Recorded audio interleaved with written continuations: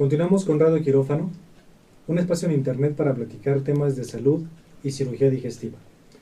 Me escuchas a través de Acústica Radio, www.acusticaradio.com.mx. Dale voz a tus sentidos. El día de hoy en particular platicando sobre el tema salmonelosis, fiebre tifoidea versus gastroenteritis por salmonela. ¿Cuál es la gran diferencia? En el bloque pasado platicábamos sobre los estados de portador de la fiebre tifoidea. Quiero puntualizar para dar por terminado este concepto que el paciente portador se va a encontrar habitualmente asintomático. Quiere decir que es una persona que tiene dentro de su cuerpo la bacteria, habitualmente en la vesícula biliar, aunque también puede ser en la médula ósea, y cada que la persona va al baño libera una cantidad infinita de bacterias al retrete, y obviamente se contamina con ellas cuando se hace la higiene después de ir al sanitario. Si esta persona no tiene la higiene correcta de manos y manipula alimentos, puede ser un gran contagiador o un gran problema para la sociedad y las personas que consuman alimentos preparados por él. ¿A qué se debe que sean portadores asintomáticos? Algunas personas tienen una inmunidad muy particular y especial contra la salmonela, que los vuelve en cierta medida inmunes a esta enfermedad.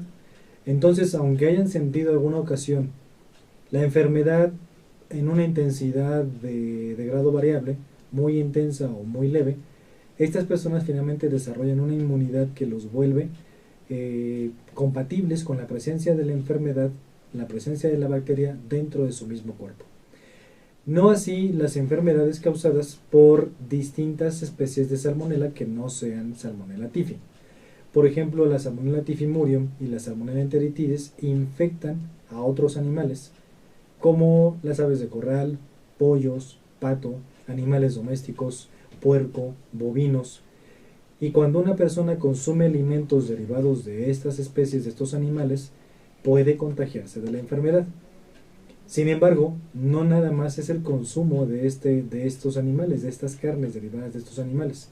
También la convivencia estrecha con animales caseros, animales domésticos, puede ser fuente de contagio de salmonelosis.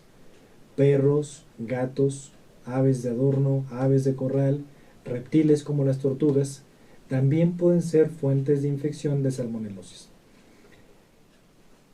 La promiscuidad es un factor de riesgo para la salmonelosis, entendiendo la promiscuidad como un término científico que implica la convivencia íntima y estrecha con animales de distinta especie. Es decir, las personas que conviven estrechamente con perros, con gatos, con aves, con reptiles, pueden también contagiarse de salmonelosis. Y esto es un punto delicado, puesto que seguramente no lo tenías contemplado como un factor de riesgo para adquirir la enfermedad.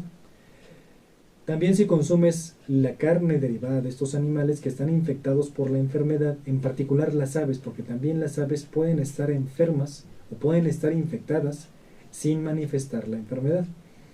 Gallinas, patos, pollitos, codornices, pavo, pueden tener la infección, pueden tener la bacteria, y tú te vas a enfermar cuando consumas carne derivada de estos animales.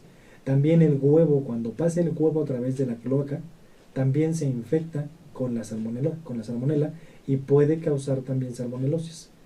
La carne de res y derivados, sobre todo la carne mal cocida, la bacteria es muy susceptible a la cocción, es muy susceptible a altas temperaturas. Entonces, si tú consumes carne cuyo centro esté rosadito o esté rojo, o incluso aún esté escurriendo un poquito de sangre de la carne, esa carne puede ser un medio de transmisión para que te enfermes de salmonela.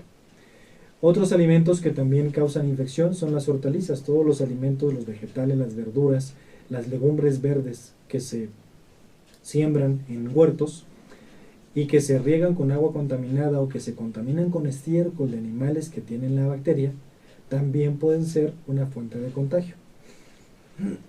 ¿Cómo se manifiesta la enfermedad? ¿Cómo sé que tengo salmonelosis?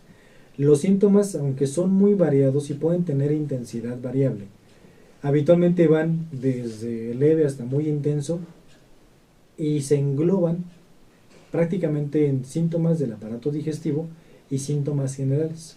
Dependiendo de cuál sea el cuadro clínico es que tendremos unos en mayor intensidad que otros.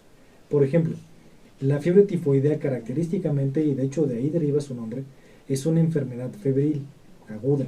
La persona se queja principalmente de fiebres muy sufridas, fiebres persistentes, que difícilmente se alivian con algún medicamento para la fiebre y, por supuesto, no se alivia con medios físicos.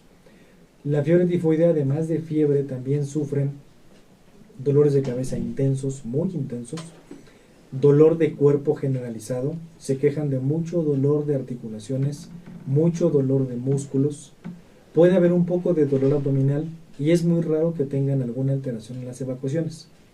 Pueden tener náusea, pero no llegan al vómito y no llegan a tener una diarrea como síntoma principal.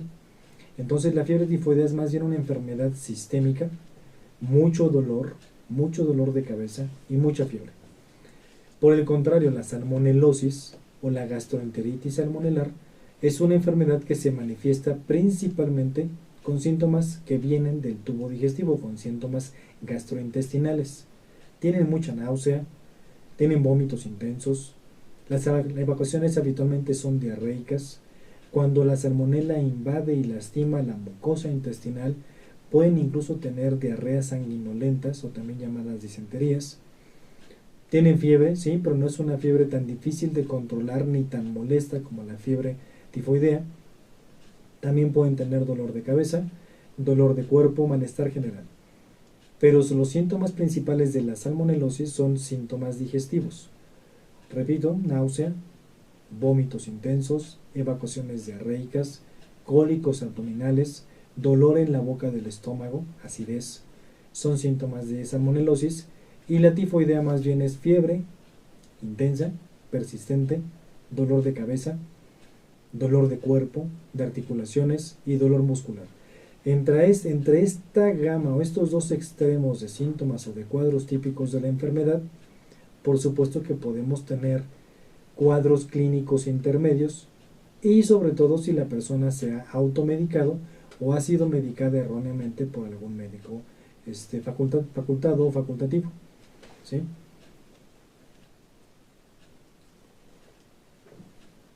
¿Cómo diagnostico la enfermedad? ¿Cómo sé que tengo salmonela? Pues primero, el único que puede hacer el diagnóstico es un médico, apoyándose en pruebas de laboratorio, apoyándose en estudios microbiológicos. Mucha gente hace el diagnóstico de salmonelosis o de fiebre tifoidea en radio pasillo, en el consultorio de la mesa del comedor de la oficina, en una charla de fin de semana con los amigos.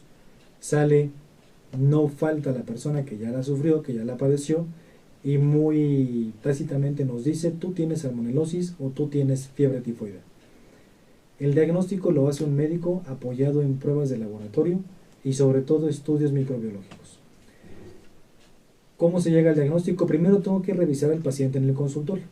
Tengo que hacer una correcta historia clínica, tengo que revisarlo clínicamente, tengo que tocarlo con mis manos. Y después tengo que solicitarle estudios de laboratorio. Para fines prácticos, una biometría hemática, reacciones febriles, química sanguínea, urocultivo y cultivos de sangre. Estos son los 5 estudios básicos que necesita realizarse una persona para saber si tiene salmonelosis o si tiene fiebre tifoidea, antes del inicio de los antibióticos. El hemocultivo será positivo habitualmente después de 2 semanas de enfermedad, y el cultivo de orina habitualmente es positivo a la semana de la enfermedad. Las reacciones febriles son una prueba muy socorrida en los servicios de urgencias, en los consultorios particulares, pero también solamente serán positivas cuando sean específicamente positivas contra el antígeno O y el antígeno V, y que su titulación supere el 0/160. Una vez que tengo estos estudios en la mano, entonces como médico puedo empezar el protocolo de estudio para saber si esta persona tiene salmonelosis o tiene fiebre tifoidea. Estudios de imagen de entrada en el tratamiento o en el protocolo de estudio inicial no son necesarios. Sin embargo, si la persona presenta un cuadro severo, un cuadro que ha ido empeorando, o incluso que ya se ve complicado con sangrado, con dolor abdominal intenso, con fiebres intensas, entonces debo recurrir a estudios de imagen, particularmente una endoscopía o una tomografía abdominal. Los estudios, las complicaciones más temidas de la salmonela son la perforación y la hemorragia gastrointestinal.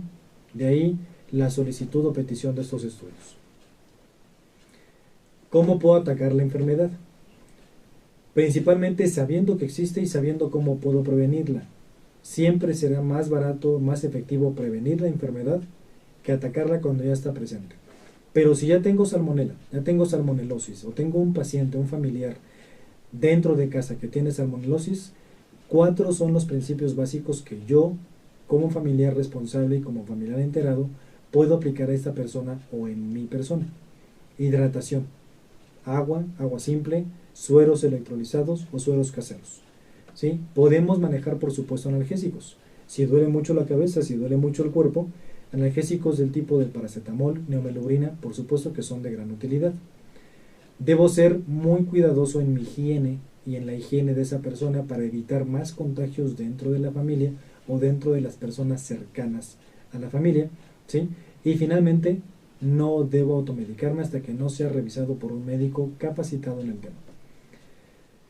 Una vez que manejo los conceptos o los conocimientos básicos de cuál es el causante de la enfermedad, cuáles son sus medios de transmisión, cuáles son los principios básicos de tratamiento en casa, podemos entonces ahora sí hablar de cuándo puedo utilizar antibióticos o algún otro tratamiento más avanzado.